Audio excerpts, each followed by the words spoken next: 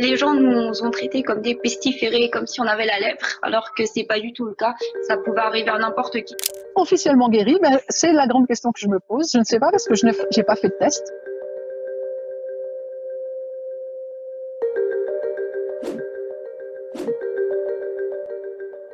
Je m'appelle Tirza, j'ai 27 ans, on habite à Izing. J'ai 2 enfants, un de 5 ans, un garçon, et une fille de 1 an et demi. Moi, je m'appelle Anne-Cyril Pacou, j'ai 50 ans, j'habite en région stéphanoise.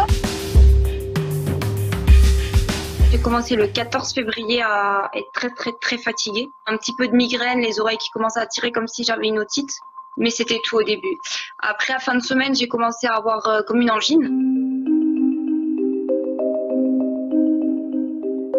Je l'aurais contracté le 27 février à la suite d'un rassemblement pour un pot de départ. J'ai pas pensé au corona tout simplement parce que j'ai pas de télé, on n'a pas de journaux à la maison, on n'écoute pas la radio. Je regardais par rapport à Facebook, mais c'était surtout en Chine. Au bout d'une semaine, en fait, il s'avère que une de mes collègues amies m'a appelé en me disant que le premier cas de coronavirus dans la Loire avait été détecté et que c'était un de nos collègues. Donc elle m'a dit, comme tu es super malade, appelle le 15, on ne sait jamais. Donc c'est ce que j'ai fait.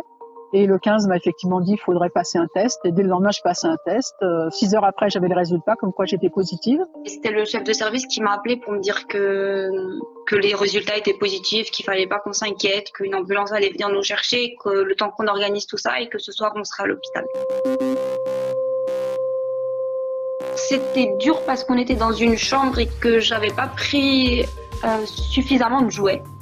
Je pensais pas qu'on tiendrait une semaine quasiment à l'hôpital. Maintenant, le confinement n'était pas si horrible que ça. Les infirmières, elles ont vraiment tout fait. Elles m'ont même emmené des petits bonbons pour les enfants et ce genre de choses. Hospitalisation dans une pièce isolée, totalement isolée, bien sûr, sans visite, sans possibilité, voilà, avec du personnel soignant très bien équipé et avec le moins de contacts possible, en fait. Le but étant comme moi je suis en obésité, de vérifier mes constantes parce que je suis une personne à risque. La fièvre était tombée. Alors maintenant, la toux persistait et puis ça persiste d'ailleurs toujours un peu.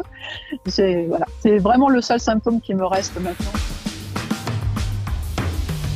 Je suis à 19 jours de confinement en fait finalement.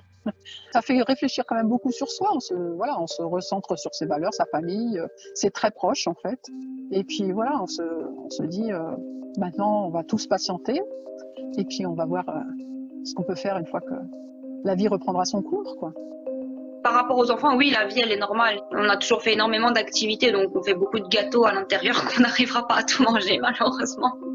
Ça donne encore plus d'envie de créer des choses, voilà, changer de son quotidien. Moi, j'écris des pièces de théâtre, donc voilà, je me dis, le confinement, ça va peut-être m'aider à en écrire une nouvelle.